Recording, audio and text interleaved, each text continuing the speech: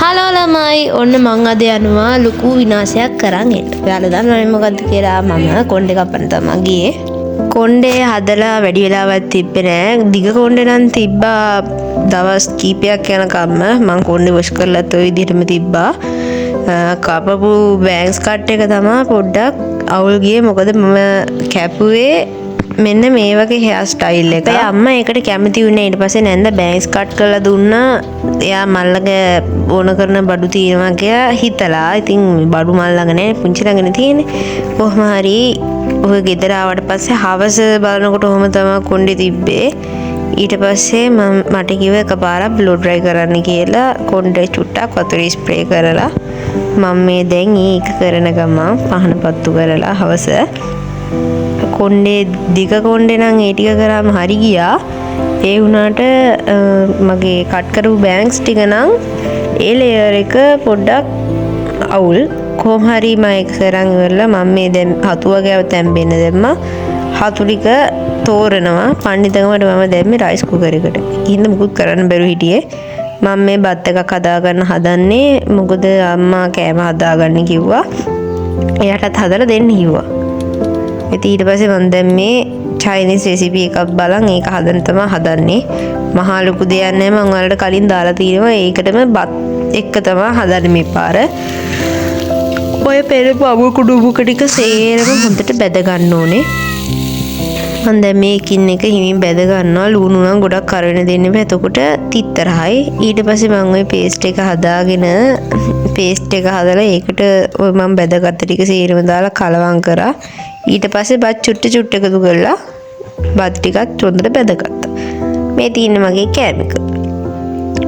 මේ තියෙන්නේ ඊට පහුවදා මම මේ නැගිටලා මං කපපු කොණ්ඩේ ගැන දුක් වෙන අවස්ථාවක්.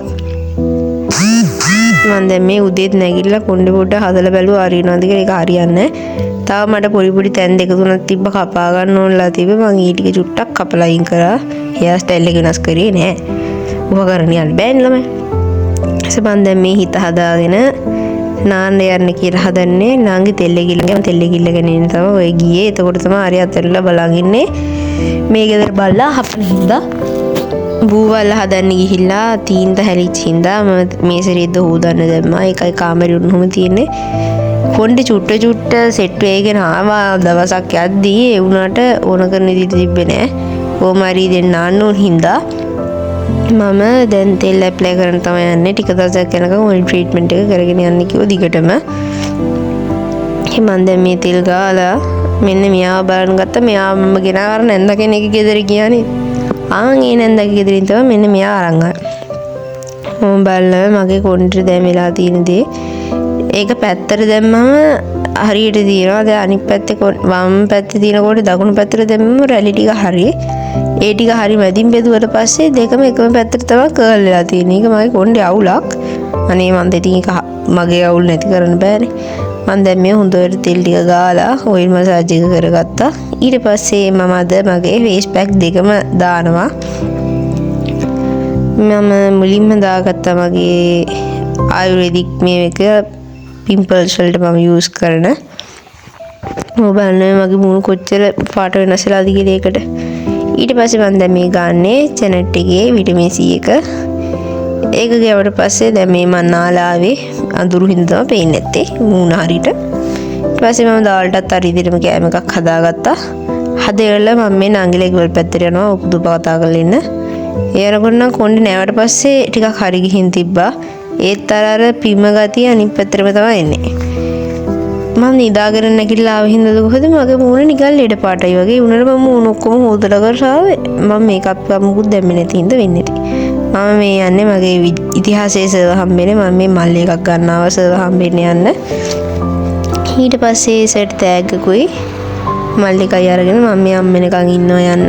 ඊට පස්සේ සර් ළඟට ගිහින් එන ගමන් මම ආපහු ෂොප් එකෙන් මල්ලි එකක් අරන් මොකද මේසෙට දාන්න ගෙදර ගෙනාවා. මේ මම ඉකෝන් පේපර් එකක් තියෙනවා පහුවදාට. ඒකට ලෑස්ති වෙන ගමන් මේ ඉන්නේ මගේ නෙත් මානෙම මල් ටික. ඉකෝන් වල මම පාඩම් කරන වෙනුවට ෂෝට් නෝට් එකක් හදුවා. අන්තිමටම කරපු පාඩමේ මොකද ඒක පාඩම් කරන තරම් වෙලාවක් නැති හින්දා මම දැන් මේ පන්ති යන ගමන් ඊට පස්සේ මම පේපර් එක ලියලා ඉතින් ගෙදර ආවෙන්ද වගේම. ඉතින් අදට ඔච්චරයි තියෙන්නේ. ආයෙත් දවසක ලස්සන වීඩියෝ එකකින් හම්බෙමු.